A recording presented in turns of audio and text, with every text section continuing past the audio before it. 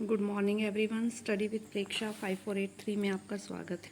आज मैं आपके लिए लेकर आई हूँ क्लास 6 साइंस के आंसर की। चपाती दाल बैंगन कौन सा भोजन है? कौन सा भोजन है? जो शाकाहारी होते हैं वो ये लोग खाते हैं, चपाती दाल और बैंगन, तो ये शाकाहारी भोजन है। ठीक है। कठोर पदार्थ किसे कहते हैं? जिनको दबाना मुश्किल हो और संपीड़ित करना मुश्किल हो, दोनों ही हों।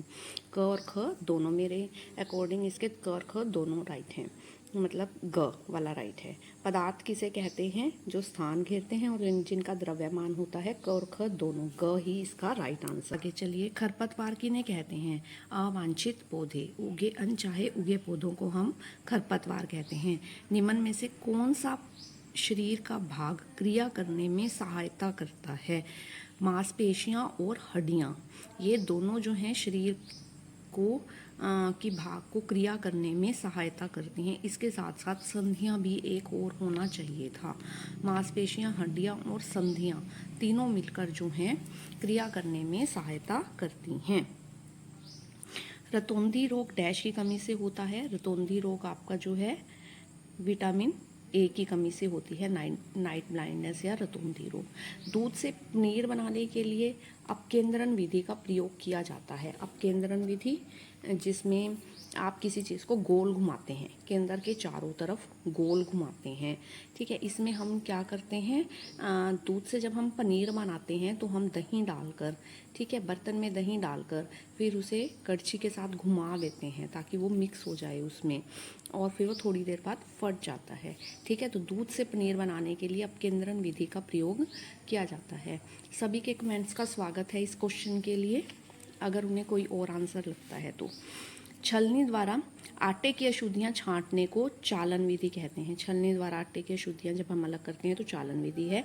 पौधे मिट्टी से जल जड़ों द्वारा अवशोषित करते हैं। ठीक है। पौधे मिट्टी से जल जड़ों द्वारा अवशोषित करते हैं। कोहनी और घुटने में आपकी हिंज संधि होती है, हिंज संधि। आवास क्या है? किसी स्थान का परिवेश जिसमें पौधे, जंतु और अन्य जीव रहते हैं वो उसका आवास कहलाता है। ठीक है ना, किसी स्थान का परिवेश। कंकाल से आप क्या समझते हैं? अस्थियां और उपास्थियां मिलकर मानव का कंकाल बनाती हैं। यह शरीर का पिंजर बनाती हैं, उसे एक आकृति प्रदान करती हैं। कंकाल आंतरिक अंगों की सुरक्षा प्रदान करता है। दो ऐसे पौधों के नाम जिनमें जालीदार शिरा विन्यास होता है। ऐसे बहुत से पौधे हैं, आपने अपने आसपास देखे होंगे जिनमें जालीदार शिरा विन्यास होता है, जिनके पत्तों में होता है जालीदार शिरा विन्यास। पीपल हो गया, गुलहड़ हो गया, नीम हो गया, जामुन हो गया। हमारे आसपास ज़्यादातर पौधों में है जालीदार शिरा विन्यास होता है, और समानांतर बहुत कम पौधों में देखने को क्लैरिटी से नहीं दिखा सकती। देखो, अपनी तरफ से मैंने पूरी कोशिश की है कि आपको जाली दिखाई दे। इसमें आपको जाली दिखाई दे रही है, ये पीपल का पत्ता है। ठीक है। तो इसमें जालीदार शिरा विन्यास है। तो ये आपको ये जाली देखनी है, किस पौधे में आपको ये जाली दिखाई देगी, उसमें जालीदार शिरा विन्यास है। और दूसरे में जैसे गेहूं का है जिसमें लंबे से लीफ होते हैं, उनमें ज़्यादातर समानांतर शिरा विन्यास होता है। दो ऐसे पौधों के नाम बताओ जिनमें जालीदार शिरा विन्यास होता है। अब आप मेरे को लगता है लिख पाएंगे, पीपल, गुड़हल, नीम और जामुन, अगर आगे के पेपर में आपको ये क्वेश्चन मिलेगा तो। दोनों। जल की हानि को रोकने के लिए रेगिस्तान के पौधों को किस प्रकार संशोधित किया जाता है? मरुस्थल में पौधों में पत्तियां या अनुपस्थित होती हैं या बहुत छोटी होती हैं। आपको कैक्टस वाला क्वेश्चन लिखना है, क्वेश्चन नंबर 2 है आपके लेसन का, वो इसमें लिखना है। ठीक है। मरुस्थल में पौधों में पत्तियां अनुपस्थित या बहुत छोटी होती हैं, कांटों का रूप धारण कर लेती हैं ताकि पानी की हानि कम से। इन पौधों में प्रकाश संश्लेषण तने में होता है। तना एक मोटी मोमी परत से ढका होता है जिससे जल की हानि कम होती है। जड़ें जल अवशोषण करने के लिए मिट्टी में बहुत गहराई तक चली जाती हैं। केंचुआ किस प्रकार गति करता है? ये शायद मॉडल टेस्ट पेपर में भी था क्वेश्चन। केंचुए का शरीर एक दूसरे से सटाकर रखे हुए छल्लों से बना प्रतीत होता है। इसके शरीर में पेशियां होती हैं जो इसके शरीर के घटने और बढ़ने में सहायता करती हैं। चलने के दौरान केंचुआ अपने पिछले भाग को भूमि में जकड़े रखता है और अगले भाग को फैलाता है। इसके बाद अगले भाग को, देखिए ये केंचुआ है, पहले तो ये भूमि में चलने के दौरान केंचुआ अपने पिछले भाग को जो है भूमि में फिक्स करके रखता है और अगले भाग को फैलाता है।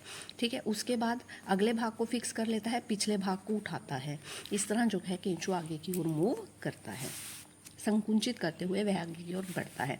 जल में तैरने वाली वस्तुएं आपको बहुत अच्छे से पता है, आपने ये क्वेश्चन याद भी किया हुआ है। तिनका है, सूखी लकड़ी है, थर्माकोल है, जो आप पानी में डालते हैं और ऊपर तैर जाते हैं, सूखे पत्ते हैं, सूखे फूल हैं और बॉल हैं।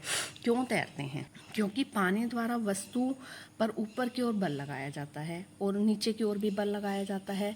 तो नीचे की ओर खींचने वाले भार बल से अधिक होता है जो बल ऊपर की ओर लगाया जाता है। पानी द्वारा ऊपर की ओर लगाया गया धक्का उसे नीचे की ओर खींचने वाले भार बल से अधिक होता है। इसे हम उत्प्लावन बल भी कहते हैं। इसीलिए वस्तुएं जो हैं तैरती हैं। पौधों में के पानी में रहने के अनुकूलन की व्याख्या करें। पानी में रहने वाले पौधों की जड़ें बहुत छोटी होती हैं। इनका मुख्य कार्य पौधों को तलहटी में जमाए रखना होता है। इन पौधों का तना लंबा और खोखला और हल्का होता है। तना जल की सतह तक वृद्धि करता है। पत्तियां और फल फूल जो हैं जल की सतह पर तैरते रहते हैं। कुछ जलीय पौधों में जल में पूर्ण रूप से डूबे रहते हैं। इन पौधों की पत्तियां संकरी और पतली और रिबन की तरह होती हैं। यह बहते जल में मुड़ जाती हैं। कुछ अन्य जलमग्न पौधों में पत्तियां बहुत अधिक विभाजित होती हैं, जिससे जल इनके बीच से बहता रहता है और पत्तियों को कोई हानि नहीं पहुंचती। नेक्स्ट क्वेश्चन, सजीव और निर्जीव वस्तुओं में क्या अंतर है?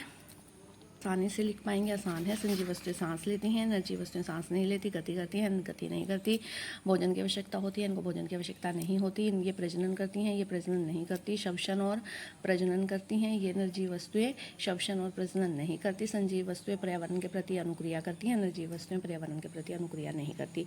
आपको विभिन्न पोषक तत्वों की सूची बनानी है और प्रत्येक के कार्य लिखने हैं। ये भी शायद मॉडल टेस्ट पेपर में था क्वेश्चन।